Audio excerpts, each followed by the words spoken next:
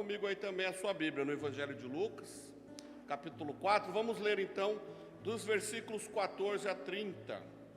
No poder do Espírito, Jesus voltou para a Galiléia e sua fama se espalhou por toda a região. Ele ensinava nas sinagogas e era elogiado por todos. Chegando a Nazaré, onde fora criado, entrou na sinagoga no dia de sábado, segundo o seu costume, e levantou-se para fazer a leitura. Entregaram-lhe o livro do profeta Isaías.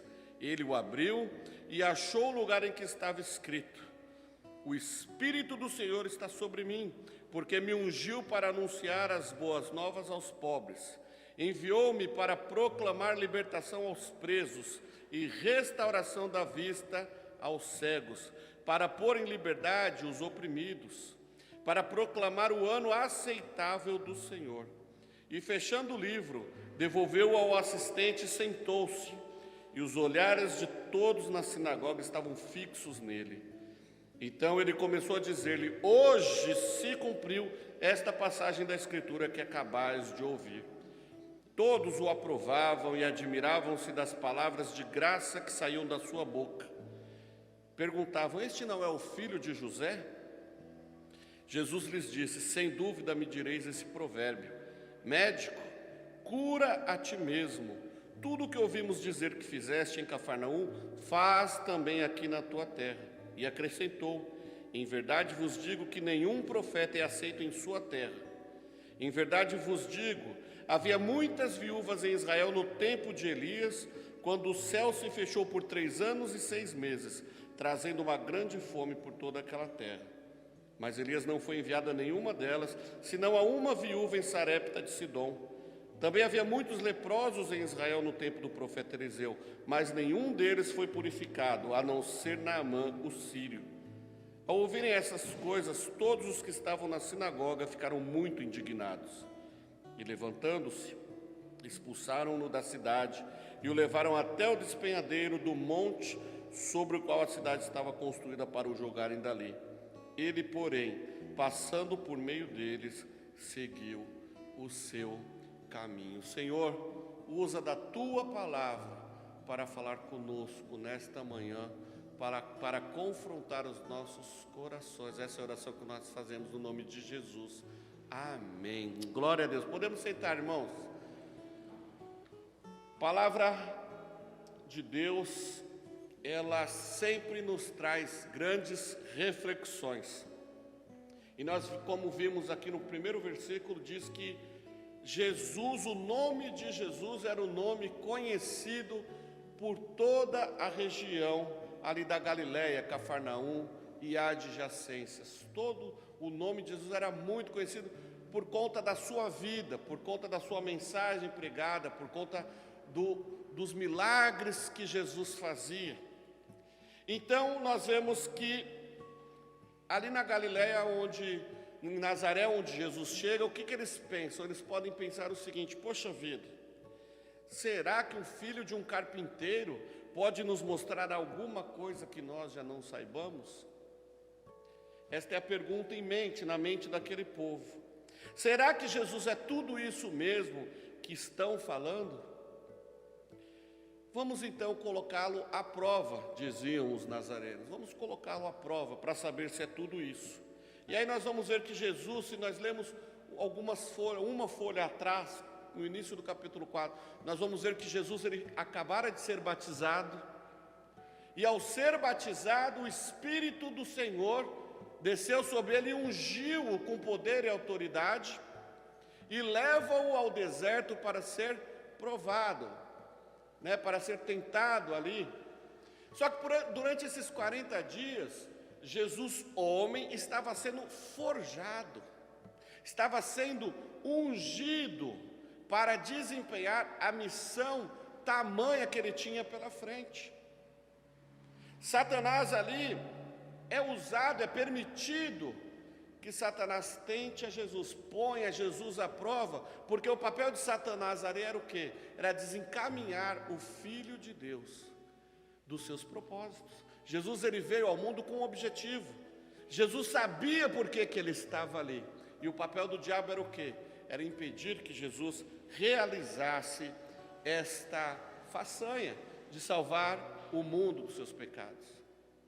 Então o que Satanás faz? Satanás coloca Jesus à prova. Satanás oferece a Jesus que transforme pedra em pão. Satanás oferece a Jesus os reinos deste mundo. Olha só, para nós hoje, todas essas colocações de Satanás na nossa vida são para a nossa reflexão. Veja bem, quem aqui não gosta de ter poder? Quem aqui não gosta de ter autoridade? Quem aqui não gosta de ter domínio sobre as coisas das quais as pessoas precisam? Transforme pedra em pão. Você transformando pão em pedra, todos virão para se alimentar. A Galileia, Nazaré, Cafarnaum, haviam muitos pobres, haviam muitos pedintes, assim como hoje nós vemos em São Paulo, no centro, por aí. Imagina você ter o poder, a autoridade de transformar pedra em comida, todos virão até você. Imagine você poder dominar todos os reinos desse mundo, todos viriam se prostrar a você. E Jesus, ele rebate Satanás com a palavra de Deus e vence a tentação. Jesus volta então, desce do monte, volta e vai então para a região de Nazaré anunciar agora, só que Jesus volta cheio do poder do Espírito Santo de Deus. Jesus vem agora cheio do poder e ele vai então iniciar o seu ministério. Ele vai então a Nazaré para anunciar aos seus amigos a palavra de Deus. Lembre-se que Jesus nasceu em Belém, mas ele cresceu em Nazaré. Logo, ele quer ter esse encontro com seus amigos para ali então anunciar da palavra de Deus, anunciar a mensagem de salvação, anunciar para que ele veio. E ali então nós vamos entender um pouquinho mais sobre o propósito de Jesus, porque ele veio para os seus, mas os seus o rejeitaram. Jesus foi enviado primeiro à casa de Israel, mas ele foi rejeitado. Claro que não é por isso que Jesus veio anunciar a sua palavra, o evangelho não chegou aos gentios porque o povo de Deus o rejeitou. Não, havia já um propósito, o projeto de salvação era para toda a humanidade desde o princípio. Nós vamos ver lá em 1 Pedro 1,20, que desde antes da fundação do mundo, o sangue de Cristo já havia sido derramado por toda a humanidade. Jesus morreu por todos. Então, a ideia então do povo judeu no primeiro século, eles acreditavam que o Espírito Santo havia cessado a sua fala no serviço profético. O Espírito Santo falou enquanto os profetas estavam vivos. Os profetas morreram, então o sacerdócio, o ministério profético encerra-se ali. A fala, a voz profética encerra-se ali. Então quando Jesus chega ao ponto de anunciar ali a palavra, e ele vai trazer algumas falas que vão chocar aquele povo, o povo se escandaliza no Senhor. Vejamos, um carpinteiro sai de Nazaré, um filho de carpinteiro, volta alguns anos depois, declarando ser o Filho de Deus. Opa, isso é um susto, isso é um impacto. E aí Jesus então começa a narrar. Vamos lá. Jesus, ele vem no poder do Espírito Santo. O poder e a justiça do Espírito Santo de Deus estão ativos sobre Jesus. É interessante que o mesmo Espírito Santo que ungiu Jesus, ele está ungindo a sua vida nesta manhã. Ele está sobre as nossas vidas. Porque o Espírito Santo, se nós analisarmos a Bíblia, o Espírito Santo, ele não veio chamar a atenção para si. O Espírito Santo, ele veio como um holofote sobre Jesus.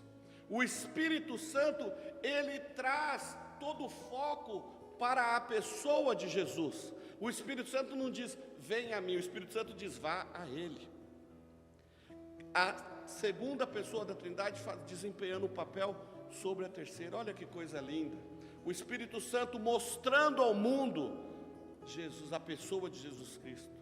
E Jesus diz, vinde a mim, vinde a mim. Isso choca aquele povo. Quando Jesus então abre a Bíblia, quando Jesus chega em Nazaré, ele vai para a sinagoga encontrar-se com os que estão estudando a palavra de Deus. E quando ele abre ali o texto, ele abre na página lá do livro de Isaías 60, na nossa Bíblia, Isaías 61, versículos 1 e 2, e ele diz: o Espírito do Senhor está sobre mim, porque Ele me ungiu para anunciar as boas novas aos pobres, enviou-me a proclamar libertação aos presos e restauração da vista aos cegos, para pôr em liberdade os oprimidos e anunciar o ano aceitável do Senhor.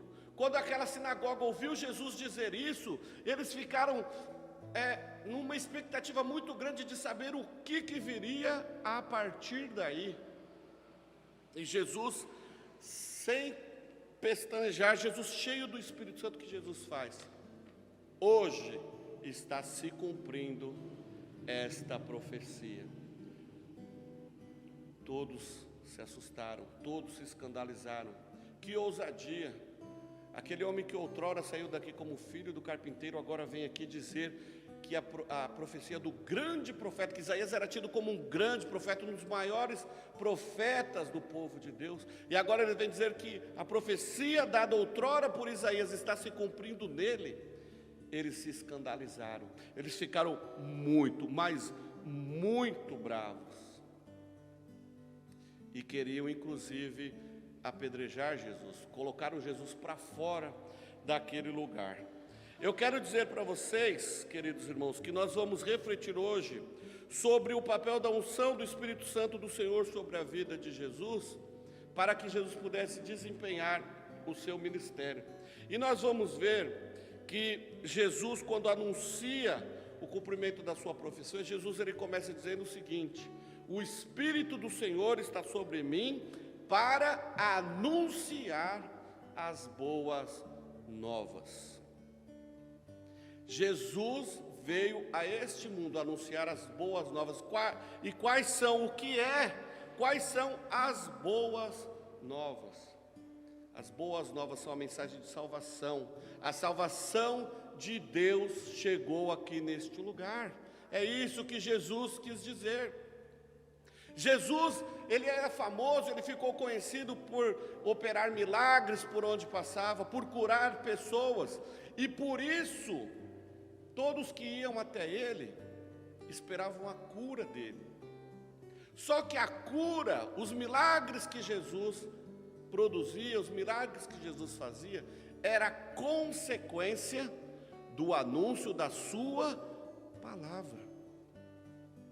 Ou seja, o nosso papel é anunciar a palavra de Deus. Muitas pessoas vêm atrás do Senhor, vêm à igreja, buscam a presença do Senhor para serem curadas. Eles vêm até o Senhor buscar as bênçãos, mas não olham para o abençoador. Eles vêm buscar as bênçãos, mas sequer voltam depois para agradecer. Irmãos, o primeiro papel de Cristo e o primeiro papel da igreja é anunciar a palavra, anunciar as boas novas da salvação, anunciar a Cristo. Jesus Cristo veio anunciar a palavra, Ele era a palavra. João nos diz isso: no princípio era o Logos, no princípio era o Verbo, e o Verbo estava com Deus, e o Verbo era Deus. Jesus veio se anunciar: é-vos chegado salvação na terra, eu vim para que tenham vida. Jesus veio morrer para nos resgatar do inferno, nos resgatar dos pecados. Jesus veio para libertar os pobres da pobreza espiritual, libertar os cativos da prisão espiritual, o oprimido da prisão espiritual. Jesus veio para nos livrar do inferno, nos salvar do inferno. E às vezes, muitas das vezes, nós estamos buscando o Senhor apenas pelas bênçãos, pelos presentes, pelas curas, pelas coisas que o Senhor pode nos dar. Nós precisamos buscar o Senhor porque nós precisamos buscar a palavra. E Jesus veio anunciar a palavra. Sim, Jesus foi cingido de poder pelo Espírito Santo para trazer a salvação e graça ao necessitado, libertar os presos das garras de Satanás, restaurar a visão espiritual e salvar os oprimidos do pecado, e anunciar que é chegado o ano aceitável do Senhor, o ano da graça do Senhor. E eu quero dizer para vocês aqui, meu irmão, este é o tempo, nós estamos vivendo o ano da graça do Senhor, porque o Senhor tem despejado sobre as nossas vidas graça abundante, graça sem medida. Esse é o nosso Deus. Precisamos ser gratos a Deus pela sua graça sem medida que é derramada sobre nós dia a dia. Muitos ali ficaram admirados com o que Jesus falava. Obviamente, por outro lado, muitos estavam desgostosos. Muitos odiavam o que Jesus estava falando. Como pode um carpinteiro, um filho de um carpinteiro, dizer que ele era ungido do Senhor? Ele saiu daqui como um carpinteiro e agora volta como Deus? Que papo furado. Irmãos, Jesus ele foi desacreditado por pessoas que conheciam, que o conheciam. Quantas vezes você foi desacreditado por testemunhar da graça do Senhor? Quantas vezes você foi rejeitado por ser filho de Deus? Irmãos, não pense que isso é privilégio da gente, que é privilégio seu, ser rejeitado, ser zombado, ser humilhado. Jesus, o Filho de Deus, foi rejeitado. Jesus, o Filho de Deus, foi zombado, foi humilhado, foi escorraçado de diversos lugares por mostrar que a salvação chegou naquele lugar. E eu quero dizer para você, a salvação chegou neste lugar aqui hoje. A salvação está neste lugar. Jesus está aqui hoje querendo salvar vidas, querendo operar maravilhas. Jesus deixa algumas lições para nós aqui nesta manhã e eu quero usar 3 pontos para a nossa reflexão. O povo de Nazaré, eles enxergaram Jesus como filho do carpinteiro, mas não o enxergaram como filho de Deus. O texto diz, não é esse o filho de José, o carpinteiro? Os nazarenos se admiraram de Jesus, mas essa admiração estava temperada com ceticismo, com falta de fé. Não conseguiam enxergar como filho de Deus. Diante dos seus olhos estava o cumprimento de uma profecia, tanto aguardada por eles, mas eles não conseguiam enxergar.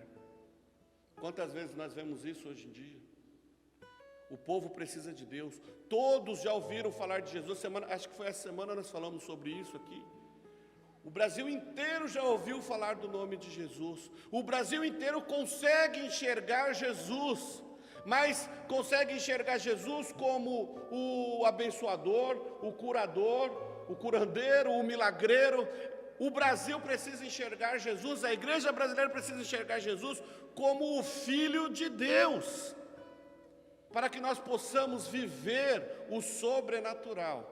Nós precisamos buscar o abençoador, não a sua bênção. Se nós buscarmos a palavra do Senhor, se nós buscarmos o Filho de Deus, por brinde, vem os milagres. Nós somos curados por sermos filhos de Deus. A maior cura que nós temos é a salvação. O nosso maior problema, o nosso maior câncer é o pecado, é o inferno. E é Jesus Cristo que pode nos curar, é Jesus Cristo que pode nos salvar. Olha o que Jesus diz lá em Mateus 13, 14 a 17. Ouvindo, ouvireis e nunca entendereis. E vendo, vereis e jamais percebereis. Muitas vezes nós estamos vendo Jesus na nossa frente, mas nós não estamos enxergando. Assim vive o mundo no pecado. O mundo acredita, todo mundo aqui diz no Brasil inteiro, né, que acredita em Deus, que está vendo Deus, mas não o veem como o Deus verdadeiro, o Deus salvador, o Deus restaurador. Porque o coração deste povo tornou-se insensível, e com os ouvidos ouviram de má vontade, e fecharam os olhos para que não vejam, nem ouçam com os ouvidos, nem entendam com o coração, nem se convertam e eu os cure. Mas bem-aventurados os vossos olhos, porque veem, bem-aventurados os seus ouvidos, porque ouvem. Pois em verdade vos digo que muitos profetas e justos desejaram ver o que vedes e não o viram, e muitos desejaram ouvir o que vocês ouvem e eles não ouviram. Irmãos, o Espírito do Senhor está neste lugar. Nós precisamos entender e glorificar, crer. Assim como nós sabemos que o ar está aqui, nós não podemos ver, nós não podemos pegar, mas este lugar aqui está cheio da glória do Senhor, está cheio da presença de Deus. Um outro ponto, Jesus ele foi desacreditado por seus compatriotas. Jesus ele foi criado em Nazaré e ele sabia como que eles pensavam, eles sabiam como eles agiam. E quando Jesus então menciona que a profecia havia se cumprido nele, Jesus olha para aqueles homens e vê em seus olhos a descrença, a rejeição. Jesus já sabia, Jesus já premeditou, sabia o que eles iam dizer, e eles falam, né? Sem dúvida me direis este provérbio: médico, cura a ti mesmo. Tudo o que ouvimos dizer que fizeste em Cafarnaum, faz aqui também a tua cura. Eles conheciam tudo que Jesus havia feito, e agora eles estavam criticando, zombando Jesus. Ah, se é isso mesmo, faz aqui também. Ah, duvido. Irmãos, Jesus está nos mostrando aqui nesse texto que ele também foi zombado, ele também foi criticado. Não pense em você, não fique envergonhado, não fique triste, não fique chateado por anunciar o evangelho da cruz, por anunciar o verdadeiro, o genuíno evangelho, um evangelho de renúncia, um evangelho de viver uma vida santificada. Você vai ser zombado, você vai ser rejeitado, muitos vão virar as costas para você, muitos vão zombar. Ah, lá vai o bonzão, ele quer ser bonzão lá na igreja, é que seja, mas aqui não. Você vai ser zombado, você vai ser criticado, mas mantenha-se firme. Marcos 6, de 1 a 6, nós estudamos isso aqui na quarta-feira, cita que Jesus não realizou muitos milagres ali por conta da incredulidade daquele povo. Eles olhavam para Jesus e viam ali um homem, eles não viam Jesus como Filho de Deus. A incredulidade rouba do povo as bênçãos, as maiores bênçãos, pois onde o doador é rejeitado, a dádiva ela não faz sentido. Eles não viram que Jesus estava ali por amor a eles. Eles queriam mais era zombar de Jesus. Pois eu quero dizer a você nesta manhã, Jesus nos amou. Jesus, Ele te ama, e por isso que Ele morreu por nós. Não foi para te curar de câncer, para te curar de Covid, não foi para te curar de qualquer tipo de doença, não. Jesus, Ele morreu, foi para te levar para o céu, para te dar a vida eterna, para te resgatar do inferno. Foi por isso que Jesus morreu. Ah, mas e os milagres que tanto acontecem por aí? É consequência de uma vida santificada, é consequência da salvação. Jesus, Ele te cura, mas porque você foi salvo antes. Jesus, Ele pode operar tudo, Ele é Deus, mas acima de tudo, Ele quer salvar a sua vida. Ele foi amado, Ele foi rejeitado pelos seus conterrâneos, mas Ele foi amado pelos estrangeiros. Se você não quer, eu quero. Se você não quer, eu quero, é simples assim. Jesus no versículo 24 diz, né, em verdade vos digo que nenhum profeta é aceito em sua terra.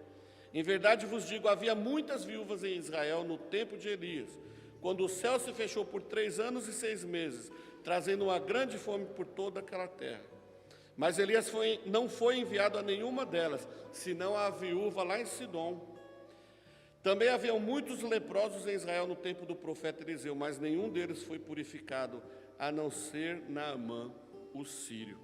Essas duas histórias, elas nos dão 3 pontos cruciais que aqueles nazarenos precisavam entender para, de uma forma, a aceitarem, se eles fossem aceitar o ministério de Jesus. Lembre-se que os judeus, eles tinham a ideia de que eles eram o povo escolhido de Deus, somente eles e mais ninguém. Os gentios eram uma raça escorraçada, era a escória do mundo. Então eles tinham esse consentimento. Então Jesus, com essa fala aqui, Jesus desconstrói esse pensamento. Jesus vai mostrar para eles que não era assim. Por exemplo, nós vemos a história de Elias, lá em 1 Reis 17, 18, 19, por ali vai, e a de Eliseu, lá em 2 Reis 5. Havia muitas viúvas em Israel no tempo de Elias, muitas viúvas, morria gente naquela época, né? Contudo, Elias não foi enviado a nenhuma delas. Havia muitos doentes, muitos leprosos sofrendo lá em Israel no tempo do profeta Eliseu. Todavia, Eliseu não foi enviado a nenhum deles. Os israelitas, muito necessitados, aqueles que estavam passando por fome, aqueles que estavam sofrendo com doença, as viúvas passando necessidades, esses ainda assim foram ignorados em favor dos gentios. Outra coisa, os israelitas foram deixados de lado em favor dos gentios, né? Elias foi enviado a uma viúva lá em Sarepta, numa região de Sidom, uma outra cidade. Eliseu foi enviado para Naamã, o sírio.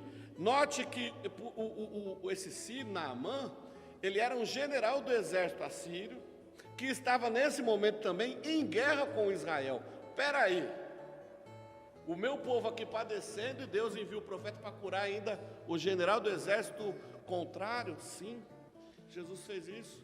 E aqui Jesus está mostrando o quê? Eu vim para o povo judeu e eu vim também para o gentio, eu vim para o mundo. Jesus veio para todos. O amor de Deus é para todos, condicionado à fé, mas é para todos. Um outro ponto, Jesus não está citando uma anormalidade na história de Israel, mas ele está citando a vontade de Deus. Quando o texto diz, né, Elias foi enviado por Deus, Naamã foi purificado por Deus, ou seja, são referências ao passivo divino, ou seja, formas de se referir a Deus sem usar o seu nome. O escritor, ele usou intrinsecamente que Deus enviou Elias, que Deus purificou Naamã. Ele não queria na escrita mencionar o nome de Deus com medo de difamar o nome de Deus, com medo de profanar o nome de Deus, mas a ideia aqui é essa: Elias foi enviado por Deus, Naamã foi purificado por Deus. A viúva em Sarepta, queridos irmãos, e o sírio aqui, Naamã, eles representam muito bem. Jesus, ele usa esse texto para ilustrar muito bem que esses são os pobres que Jesus está falando em Isaías 61. Esses são os pobres que recebem as boas novas do Evangelho. Esses são os cativos libertados, o cego cuja vista foi restaurada, os beneficiários do ano da graça do Senhor. A viúva de Sarepta e Naamã representam eu e você, os que foram beneficiados pela graça de Deus. Se hoje nós estamos aqui servindo ao nosso Deus, fomos salvos do inferno, salvos do pecado, foi porque Jesus amou os judeus e amou os gentios, e a palavra dele chegou até nós por conta de missões que nasceu no coração do Senhor desde o primeiro século. Lá com Paulo, os discípulos na dispersão, Paulo e por aí vai, e hoje estamos aqui adorando o Senhor. Nós somos os pobres que fomos libertos, nós somos os que estavam no cativeiro que fomos livres, nós fomos os oprimidos e que o Senhor hoje traz a libertação sobre as nossas vidas. Não devemos ficar surpresos com a rejeição de Jesus. A verdade inquietante dessa história é que o maior perigo para o caminho de Deus nesse mundo é apresentado por aqueles que estão mais próximos a Ele. Não é novidade, por exemplo, quando somos insultados por amor a Jesus, pela causa do Evangelho, pelos que estão distantes. Isso não é problema. O duro é quando nós somos rejeitados pelos de casa. A minha família me abandonou porque eu aceitei Jesus. Talvez aqui no Brasil isso não aconteça, mas se você for lá para os países árabes, onde o islamismo toma conta da vida, de toda a política, de tudo nos países, irmãos lá que aceitam a Cristo, que entendem Jesus Cristo, que têm o conhecimento de Jesus e o recebem como Senhor e Salvador, perdem seus amigos, são rejeitados pelas famílias, o pai nega o filho, isso quando não matam, isso quando não morre pela causa do Evangelho. Jesus não foi rejeitado em Sodoma e Gomorra, mas ele foi rejeitado em Nazaré, sua terra natal, onde ele cresceu, onde ele tinha amigos. Jesus não foi traído por um demônio. Jesus foi traído por um dos 12, pelo seu círculo mais íntimo. Dali Jesus foi traído. Ele não foi crucificado lá em Roma, na Roma pagã, mas ele foi crucificado no centro de Israel, no centro de adoração, lá em Jerusalém. Olha aí, não pense você que você está sofrendo por amar a Cristo, não pense você que está sofrendo por ter esse encontro, por dedicar a sua vida a Jesus, ele passou por coisas piores. Jesus veio para os seus, mas os seus não o receberam. Mas o versículo seguinte diz: mas a todos quanto o receberam, deu-lhes a autoridade de serem filhos de Deus, aos que creram no seu nome. Olha que coisa maravilhosa. Não pense que é o fim do mundo sofrer por causa do Evangelho, apenas anuncie o Evangelho. Olha que coisa linda. O texto termina dizendo que Jesus, então, ao perceber a sua rejeição, ao perceber que ia ser expulso daquela cidade, o que Jesus faz? Passa batido e segue sua vida, segue anunciando a sua palavra. A obra do Senhor, meus queridos irmãos, avança para além dos nossos limites. Jesus foi escorraçado, foi rejeitado, mas ele avançou no seu propósito. Imagine se em Nazaré, no início do seu ministério, ele já desistisse. Ah, pai, ele olhando para Deus, aos céus, e dizendo: ah, pai, é muito difícil essa tarefa, deixa para lá, eu não vou querer não. Se no primeiro desafio Jesus desistisse, não. Ai de nós, o que seria de nós se Jesus no seu primeiro desafio já desistisse? Força, meus irmãos, o Senhor é contigo, Deus é contigo, o Espírito do Senhor está te ungindo nesta manhã, o Espírito do Senhor está te capacitando a anunciar a palavra de Deus aonde você estiver, seja no trabalho, seja na escola, seja em casa dos familiares, seja no namoro, seja na faculdade, aonde você estiver, você é ungido do Senhor para proclamar as boas novas ao pobre, a restaurar a visão ao cego, anunciar o ano da graça do Senhor, o ano aceitável do Senhor. Jesus Cristo morreu para salvar a humanidade e nós precisamos levar ao mundo esta mensagem, a mensagem de transformação, a mensagem de renovação, a mensagem de restauração. É isso que o Evangelho faz, uma mensagem de transformação, de mudança de caráter. O corrupto para de roubar, o alcoólatra para de beber, o viciado em qualquer coisa se desfaz dos vícios. Isso é o Evangelho, isso é o poder do Evangelho. A palavra de Deus é poder, que traz cura, que traz restauração, que traz libertação. Não desanime, persevere, insista, anuncie a palavra do Senhor aonde você estiver. Só assim conquistaremos, ganharemos os nossos familiares para Jesus. Só assim ganharemos o nosso vizinho para Jesus, aquele amigo que há tanto tempo você está orando. Insista, não desista. A sua mãe, a sua sogra, o seu irmão, insista na oração e continue testemunhando da graça do Senhor. Não desanime. Sua vida é o cumprimento da obra intencional de Deus na história. E nada, nem demônios, nem amigos, nem parentes, nada vai poder frustrar o cumprimento da vontade de Deus por intermédio de Jesus na sua vida.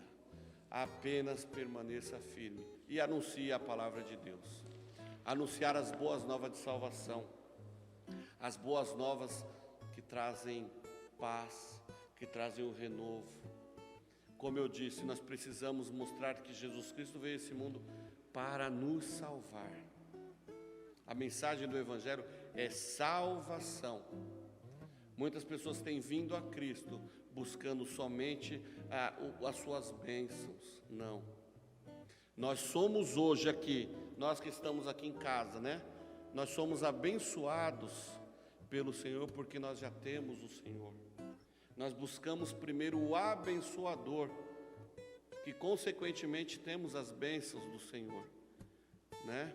Mas agora nós não podemos fazer ao contrário, vir aqui por interesse, como nós temos visto por aí, né? Tragam o dízimo, tragam isso, tragam aquilo, que você será curado, que você será rico, que você terá um novo carro, que você terá isso, terá aquilo. Não, esse não é o Evangelho. O Evangelho diz: venha para o Senhor Jesus Cristo, que morreu por você, e será salvo tu e a tua casa. É esse o Evangelho, um Evangelho que anuncia a salvação da sua vida, que te muda o seu caráter, que te transforma e através da sua vida vai transformar o contexto que você está inserido. O Espírito do Senhor, o mesmo Espírito, o Espírito Santo de Deus, que ungiu Cristo após o seu batismo, está te ungindo nesta manhã, está te forjando nesta manhã para anunciar as boas novas ao perdido, porque o Evangelho do Senhor é o poder de Deus para a salvação da humanidade. Amém? Que Deus nos abençoe.